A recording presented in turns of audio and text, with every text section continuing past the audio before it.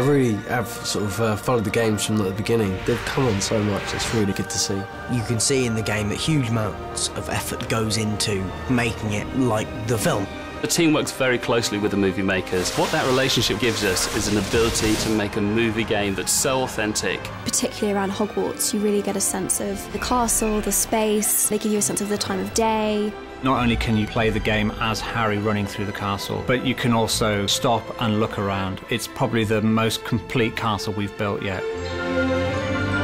When you're playing the game and you see, Ginny as a character in computer form, it's so real. I think how they've developed it is so amazing. They're starting to look a lot like us now. All the moles and stuff, you can see it, it's really weird. It's like looking in a mirror because it is just so, perfect. When I first saw the video game characters, I was so impressed. The appearance and the likeness, I was just blown away. The characters in the game now actually deliver performance. That way we can tell the story and all the emotions of the story in a much more concise manner, I think. Using various technology that I will never understand, they have somehow managed to take my face and a performance and transpose it onto the screen. It's a very important thing that we can have characters that are believable. We want them to have feeling, to put that across in the game. You've been invited to join the Gryffindor Dueling Club.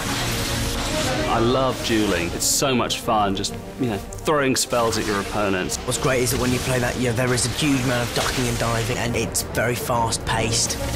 There were certain points in the game where you'll have to come and play in the dueling club, and that'll be all part of your missions. If you're really into the fighting, then you can come and test out your combat, have little challenges. I duelled with Tom Felton, and I beat him 3 times. I'm sure that someone taught him some moves that I didn't know, so here I was sort of flapping my arms about endlessly, and he was just doing a little side thing. You swish down to the left, and it kept taking half his life, and then another half, and then that was it. So there will be a rematch, mark my words. Time and potions wait for no man.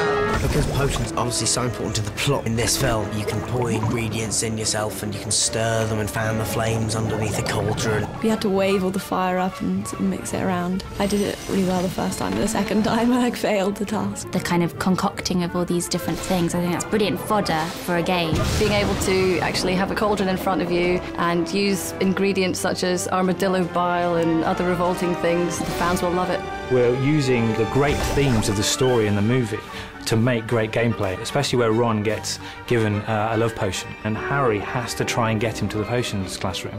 On the way, of course, he's trying to chat up every object in sight, both animate and inanimate. Romilda, that's a pretty name for a pretty witch. If I picked a favourite potion, it would be Felix Felicis because it's liquid luck. I just think having that, if you're kind of having a bit of a rubbish day and you could just take a little bit of Felix Felicis and everything would be transformed to go your way. You think that would work? Oh, yes. I have a feeling it will. Obviously, how could anyone turn that down? If I could create my own potion, it'd probably be a rose-tinted eye drop so that you see everything in a lovely glow. It would be Pesticidious, because that would be a potion that gets rid of mice and cockroaches in your house, which would be really useful, I think. And it would sell like hotcakes in London. Not bad at all. The rival seeker is back and means business. Ow! That looked like it hurt. This year is a really important year for Harry. He is the Quidditch captain. We've got him playing the Seeker in the Quidditch matches. It's kind of wonderful to be able to play Quidditch again without having to actually film it and be on a broomstick and endure the pain that involves. I saw what the Quidditch stand is going to look like as well. It's going to be pretty amazing. How can you have Potter without some good flying?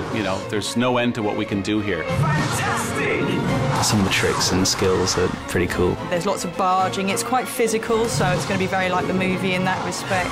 We get to give the fans the experience of what it's like to get to the Quidditch pitch. And then when they get there, they get to play Quidditch. It doesn't really get any better than that, I don't think. And Harry wins the match for Gryffindor! I think there's so much within the Half-Blood Prince that every moment within it will be so much fun to play on the game. It just seems a lot more exciting and closer to the film than we have been before.